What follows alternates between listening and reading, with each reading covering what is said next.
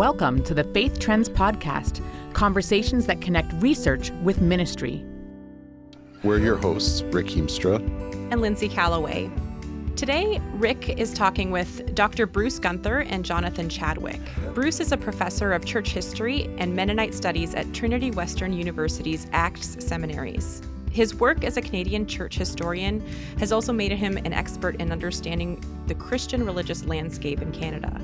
Bruce is joined today by Jonathan Chadwick, a graduate research assistant working on his MA in Christian Studies at Acts seminaries.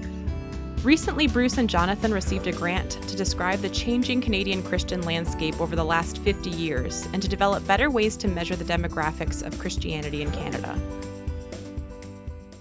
Bruce and Jonathan, in my work, when I get calls about research, the most common question by far is, how many of you evangelicals are there anyway? And there were a lot more of these calls in the past when the Reform Party was around, and that was recognized that there were a lot of evangelicals that were active in the Reform Party. And these calls came from media, they came from church planters, pastors, academics, denominational leaders. Why does everyone want to know, and why does it matter? Yeah, that's a really good question. And I have a sneaking suspicion, Rick, that the nature of these calls and the direction of these conversations has changed a little bit since the Reform Party was around as well. Yes, I'm sure they have. And I suspect also that one of those changes has something to do about the curiosity and maybe even the concern about whether Canada has the same kind of evangelical influences that might be associated with the support of Donald Trump in the United States. And then I think the corollary question that I suspect probably comes up as well is how much if that kind of correlation exists, the kind of shadow of influence extends into Canada, how does that influence Canadian culture and Canadian politics?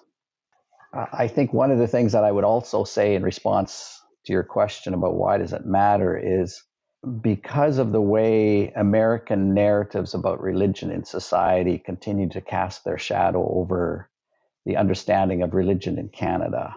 And the assumption that I encounter very commonly, very frequently, is that evangelicals in Canada are just simply a way station or just another expression of American evangelicalism, or more precisely, white evangelical, American evangelicalism. And I wish we could do something to dispel some of that ignorance. I wish there were better ways by which to help Canadian media, Canadian scholars, Canadian public, Canadian church leaders to understand the demographics and the character of Canadian Christianity, and how the demographics and how the character of Canadian Christianity differs from American demographics and Christianity. Well, so you brought that up. Can we talk a little bit about that? First of all, what's sort of your inkling about some of the differences that you see between American Christianity and Canadian Christianity? And what are some of your inklings about how we might capture that better? I think, first of all, Canadian Christianity has this Catholic story that immediately makes up about 50% of the Canadian Christian story. And that's not nearly such a dominant part of the American story. Then when one looks more specifically at some of the developments within Protestantism, I don't think Canadian Protestantism has been characterized historically by the same kind of divisive fundamentalism that created a kind of a two-party Protestantism within American Christianity. We have hints of that kind of fundamentalist influence in Canada, but it's not nearly as extensive as it was in the United States. And I think also the denominational makeup of American Christianity is quite different than the denominational makeup of Canadian Christianity, or at least the proportions of that denominational makeup are substantially different. So, one example is you don't have nearly as many Southern Baptists playing a role in Protestantism within Canada, and certainly not nearly the same sort of role that Southern Baptists play in American Christianity. The Southern Baptists are quite a minor Baptist group within Canadian denominationalism. I would say another huge difference that's certainly come to the fore in the last decade is the very different race and ethnic distributions that are part of Canadian Christianity. Historically, also, people have suggested that Canadian Christianity, Canadian evangelicalism maybe in particular, is like Canadian culture in general, more irenic than American Christianity. And another thing that comes to mind really quickly too is the way in which Protestant voting patterns express themselves is quite different in Canada than it is in the US. I think probably, and this may come as a surprise to some people, is that, and when one looks specifically at evangelical voting patterns, they tend to follow regional lines rather than almost anything else. Or to put that differently, the voting patterns of evangelical Protestants in Canada are distributed more or less the way in which voting patterns manifest themselves in different regions. So the West, evangelicals in the West vote different than evangelicals in the East or in Central Canada and so on. Yeah, we've done some work on that here at the EFC as well, and that's what we found. Evangelicals tend to vote like their neighbors. I'm going to bring this back a little bit to just the question of counting. We have different groups in Canada that do counts on religion, like Statistics Canada does it on the census and on the general social surveys. Denominations and churches do counting, academics do counting. I think we have an idea of how and why churches are interested in counting, but why are some of these other groups interested? I think the federal government's interested because it has a responsibility for general oversight of what takes place within society. One of the things that they've done recently is they created a public database of all charities.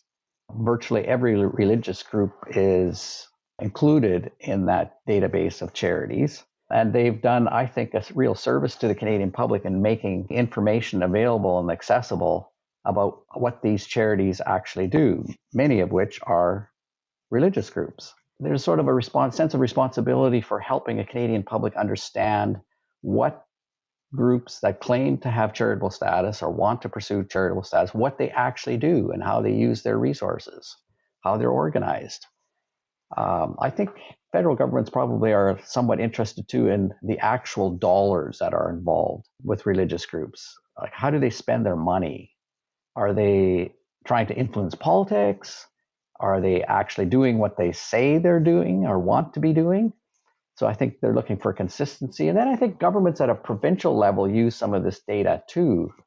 They're interested in knowing how much money these charities actually and religious groups actually spend on stuff like caregiving and how that might dovetail then with the mobilization of resources and distribution of resources within local communities. Municipal governments, I think they care about how many religious groups there are in their community because it helps them respond to requests in urban planning for building buildings, building schools, building institutions, and where those are best located. Those are just some examples, I think, that come to mind for why governments might be interested in counting. They're probably interested also actually in how these groups vote, truth be told. Bruce, you and I had some conversation about the 2001 census, and this was back several years ago when StatCan was planning a consultation on the census. And to their credit, they do this every time. They ask interested groups from different levels of society to have input on what the questions are. And, I think in the past, this has been an issue, especially around the religion question. I know that prior to the 1971 census, evangelicals were mostly invisible in the census. And I read some of their census coding documents where they instructed people compiling the census that if, for instance, they saw this evangelical denomination, they were to place them inside of one of the mainline Protestant denominations. And my own personal take on that is that they saw the kind of mergers that went on with creation of the United Church in 1925, and there was an assumption, at least around that period, that these mergers would continue, and they were just sort of anticipating where these evangelical groups would eventually get absorbed by the mainline denominations. Now, things improved a lot after 1971, but I know that you had a role in that consultation. I was wondering if you could tell us a little bit about that and how you think the census might improve in terms of its counting of Christians because of your talk with StatCan. Well, Rick, I think you deserve a lot of credit for being a person in Canada who's done one of the deepest dives into some of those older code books trying to figure out exactly how Stats Canada staff categorized a variety of responses, particularly from individuals who could be identified as belonging to this cluster of evangelical denominations. And I think you're quite right, too, in pointing out that Stats Canada didn't actually know how to manage the responses that they got from this emerging cluster of evangelical groups.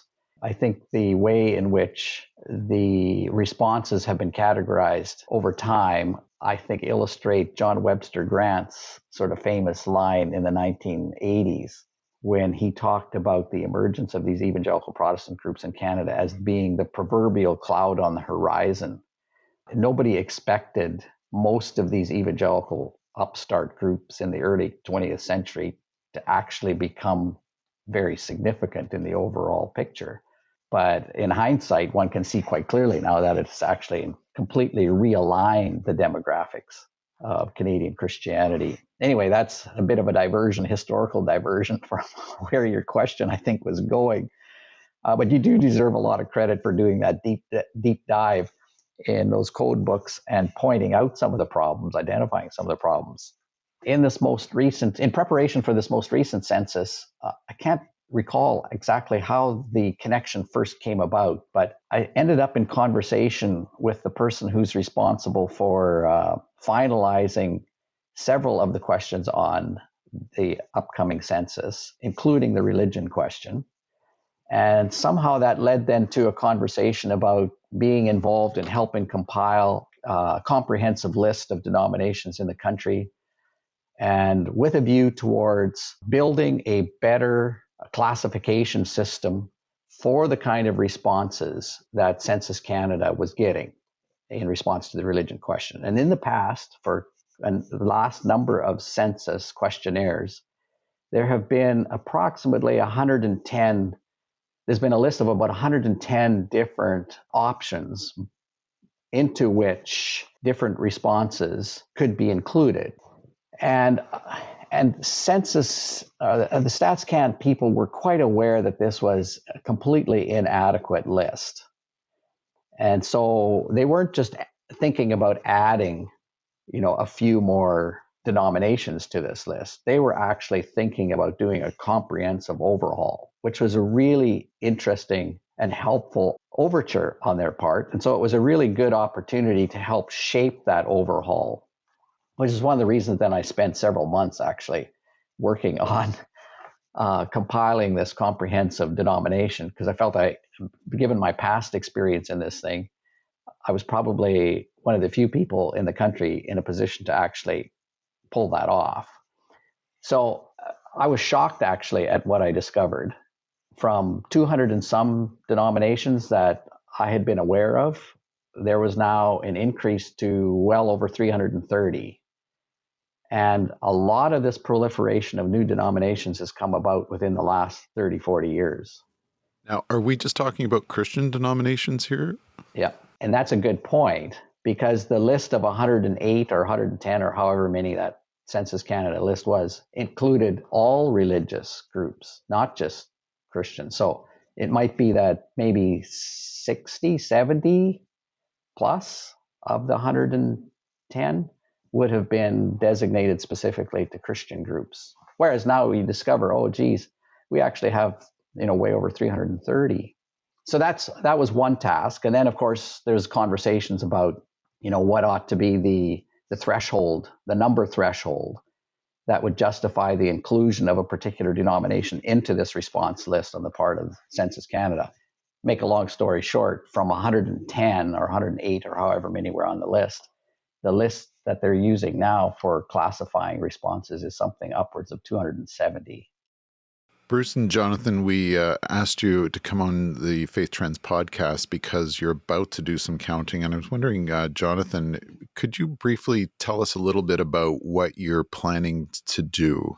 So we've taken this list that Bruce assembled of 330 some denominations, and we've categorized them into 15 different subgroups. And our goal is to find, 3 main points of data for each of these denominations. So we want to find how many churches are in each denomination, how many members they have, and then what's their average weekly attendance. And we want to find this data for the period of 1980 to this present year. And we're highly curious how these numbers relate to the data that the census publishes.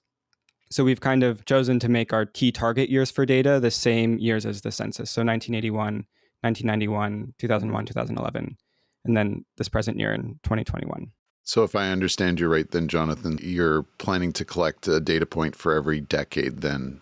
Yeah. And that would be on the ones, because the census collects their data on 91, 2001, 2011, et cetera. Yeah. And as a side note, I mean, 2021 is a particularly challenging year. One, it's not over yet. So a lot of churches haven't gathered all the data, but also COVID has really, I think, affected particularly attendance numbers. So we've made a conscious decision just to use data up to 2019 or early 2020, essentially before COVID restrictions were put in place. The COVID question, how COVID has affected Christian practice in Canada, is going to need an entirely different research project. And so for the sake of making sure our data is useful, we've decided just to stop at 2019 for attendance specifically. Okay, and you have received a grant in order to do this research. Do you want to tell us a little bit about that? Congratulations, by the way. Yeah, it's a grant that is administered by Trinity Western University, and it's part of Trinity Western's larger distribution of research or research funding that's received from the Social Sciences and Humanities Research Council. So one of the things that we've talked about is finding a better way to measure religion. And so far, Jonathan just told us that you're looking for congregation counts, membership counts, and I think it was average weekly service attendance. What other measures are you looking at? Or I know it's early in your research, but what kinds of measures are you anticipating? And why do you think that those measures would give us a better picture of the religious landscape in Canada? Probably the first thing to say is that even the categories of membership and attendance have their complications. Different denominations understand membership differently. Attendance is also a complicated category. It might seem pretty simple, at first glance, how many people showed up on, let's say, on a Sunday morning. Just count them, and there's your number. But this gets way more complicated when one considers the fact that a significant proportion of people who do attend church regularly might only show up once a month or twice a month. And so the people whom you count on any given Sunday might not be the same people you're going to count on the very next Sunday. And I know some denominations count people served in a week, so they're kind of like McDonald's, right? People served. And others will count adults, and some will count members, and I know from some small church research that we're doing right now that when we ask small churches about how they do their counting, they say, well, the form comes at the end of the year and the denomination wants a number. And I just kind of think, yeah, we've had about 30 people here, and they write that in. And so they're estimating, not really counting, and all of those differences make a big difference. They do. They're helpful, but they may not be exact. And they might, in fact, those estimates might, in fact, sometimes be influenced by what a friend of mine used to call an evangelistic estimate.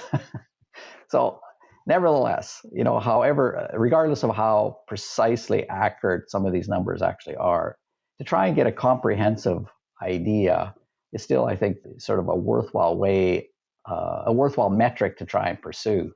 Behind the scenes, I am also kind of interested in looking at some other patterns, if we can figure them out. One of the subplots to some of these denominations that intrigues me is the number of new denominations that start with connections to denominational bodies in other countries. At first, I was quite interested in the number of denominational bodies connected to denominational headquarters, usually in the United States. And so I was interested in the process of Canadianization of denominations in Canada. But now, in the last 20 years, we've got all kinds of new denominations that have headquarters distributed all over the world. So there's an internationalization or a globalization of Canadian Christianity that's taking place. And so I'm curious to try to find ways to track that and to highlight that. One example of that would be the Redeemed Christian Church of God. It's headquartered in Nigeria, I believe, and that's different than the United States. And Jesus is Lord. It's a Filipino denomination. So yeah, the influences are coming from all different parts of the world. Now, Bruce, you've done this kind of work before. I know that in 2001, you worked with Outreach Canada and you compiled tables very similar to the ones that you're talking about compiling now, and they have been used by all kinds of different groups, and it's such a gift to the church and indeed Canada. That was 2001, and I know that people would come to me and they'd be looking for these numbers, and I say, well, to my knowledge, the most recent complete table is 2001, and I would always tell them this is produced by Bruce Guenther and Outreach Canada. Why has it taken so long? Was there just not interest out there? Why the delay? And why hasn't? Well, and if you didn't do it for an update, why didn't somebody else? You of all people, Rick, will know how difficult it is to gather data from 330 plus different denominations. Jonathan is discovering the enormity of the scope of this. We're hoping to compile as much data of this kind of data, the membership and attendance kind of data, as is available somewhere. Part of the problem, so scope is one problem, one issue. The second thing is connections, contacting all of these groups and then connecting with the people inside these denominations that might have some idea about where such data exists or how to go about obtaining it. A third challenge, I think, is that in some instances, the data simply doesn't exist. And Jonathan and I have talked about this problem. Some denominations don't keep track, or at least if they do, not very well and in very incomplete ways. And so part of our challenge is also then to try and figure out, okay, how many churches does this group have? Are they small congregations? Are they medium-sized congregations? Are they large congregations? And can we build some sort of algorithm or formula that might help us to compile some reliable estimates of what the numbers approximately are in some of these denominations? Doing all of that in a comprehensive kind of way takes a fair bit of detailed time mixed together with a sense of what the overall denominational picture looks like in the country. And there's just not a lot of people who have tried to do that. Jonathan, what are some of the challenges that you've run into so far, for example? Yeah, even just getting churches to respond to emails or phone calls and stuff is its own challenge. But finding contact information is difficult too. We've been so grateful for the EFC and how you've helped us create good connections within the evangelical world. And we're looking for similar contacts who can help us get data from other communities, like someone who can connect us with Catholic groups or Orthodox groups. If we're going to successfully get data from over 330 denominations, we're only going to be able to do that if we can partner with key community leaders or gatekeepers in basically every Christian group. And it's been challenging to find those people so far. So let's talk a bit about this. You're going to need to partner with denominational groups, and what's in it for them? Why should a denomination, when you call, why should they pick up the phone or return your email or take time to help you compile these stats? Now, I think it's really important, and I'm going to jump in and sort of defend the project because, I'm a bit of a nerd about these stats as well. And I think that they're important, but what would you say to denomination leaders? It's a good question. And it's probably when I'm explaining this project to friends or family, that's probably the first response I get is why. And I think it will be tremendously helpful to have this large picture of Christian practice in Canada at the end, but also have that information on the denominational trends or even the different subgroups that we've categorized. So like trends in Baptist groups or evangelical groups and things like that. And to have the individual participation from all these denominations just makes that data more useful. And I think it will be add a different, perhaps, perspective than the data that is published by Census Canada. I think it's going to add an interesting perspective, one that will be helpful. Just a little bit about the different perspective. I know that in my own work, if you look at the census data they changed the question from census to census. Usually it's around the suggested group of religions that could be answered. And when one falls off that list, their numbers go way down the next time. When one gets added, their numbers go way up. And sometimes in the exact opposite trajectory that you would see in the church's own stats. And so that becomes a really important thing. To both of the observations that the two of you make, I think church leaders are looking for better data and data that's based upon actual practice within their particular groups. And membership and attendance may not be perfect. It isn't the perfect metric, but it's a better metric than affiliation data. The sort of general affiliation, the general question that the census questionnaire asks for. Affiliation can mean such a broad range of things, and it doesn't necessarily correlate or is connected in any way to how the decisions that people actually make to participate within a particular religion. That's one of the reasons why membership and attendance is so important, and one of the reasons why I think church leaders are interested in this.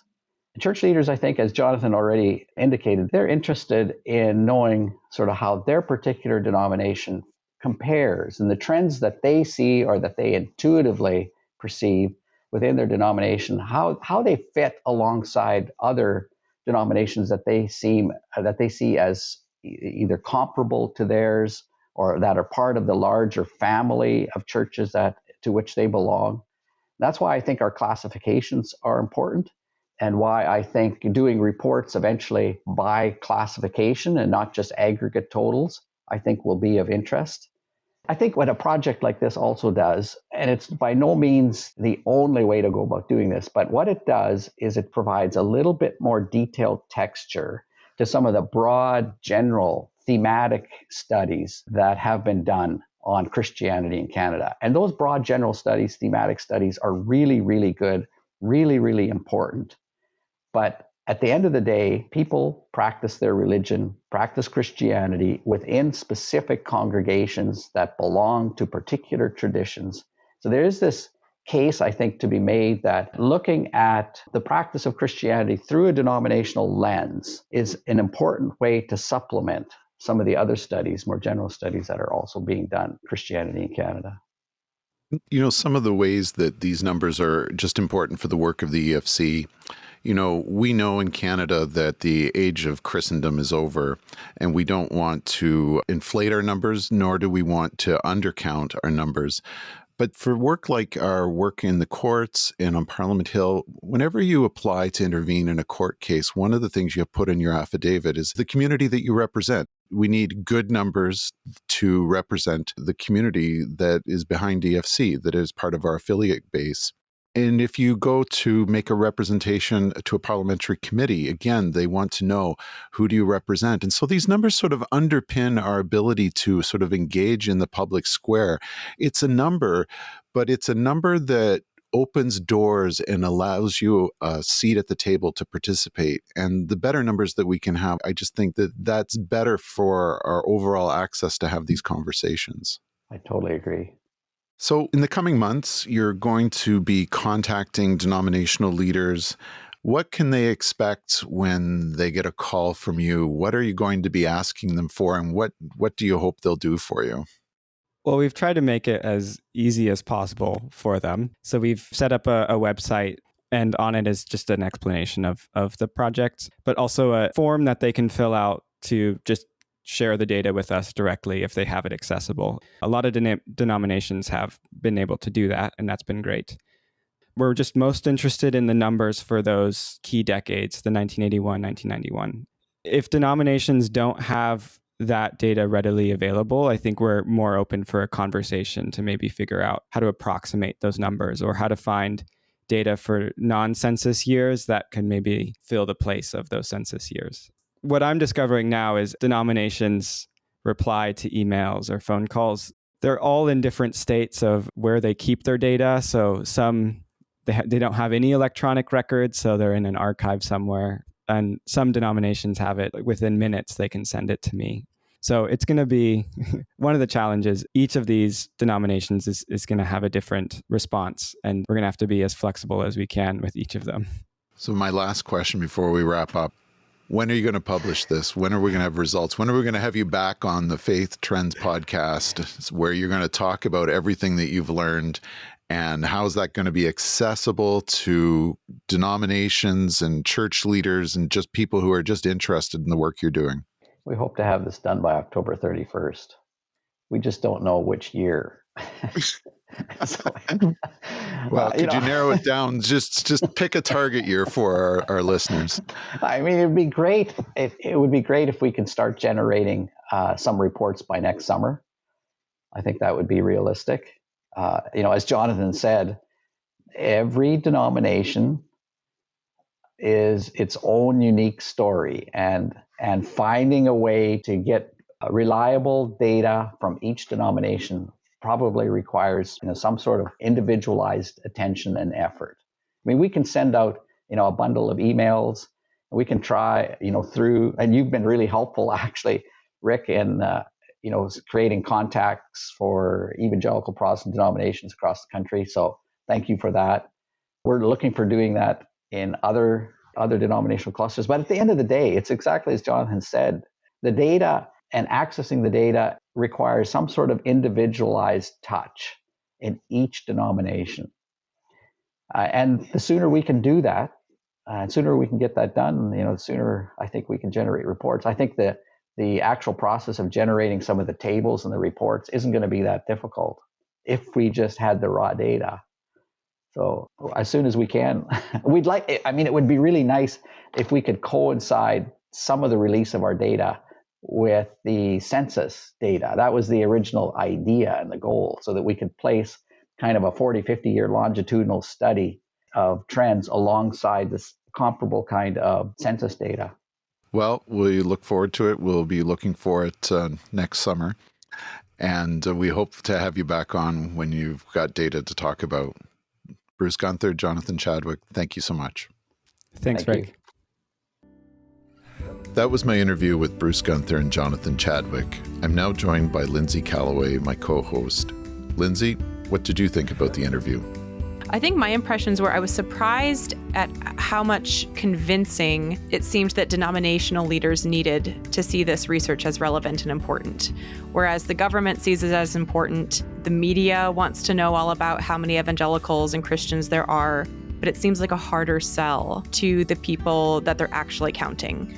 I found that pretty fascinating. I think sometimes we don't realize, just the administrative burden that denominational leaders have. And I often think that it's not that they don't want to provide this data, it's that in all the other things that they're doing, sometimes the simple things like counting get pushed down to the bottom of their agenda. Counting is important for denominations and Christians to have a really good self-understanding of their place, both in their communities, in their denominations, in their societies. I think that sometimes when we're trying to figure out what it's like to be a Christian in a post-Christendom world, we can either be defensive and reactionary and assert that we have a greater influence than we really do, or the other error is to think that we don't have any influence in our society at all, and we don't have any place in public conversations. And this is why I think that this conversation that I had with Bruce and Jonathan in their research is just so important, because it's a conversation about how we really know what our influence is.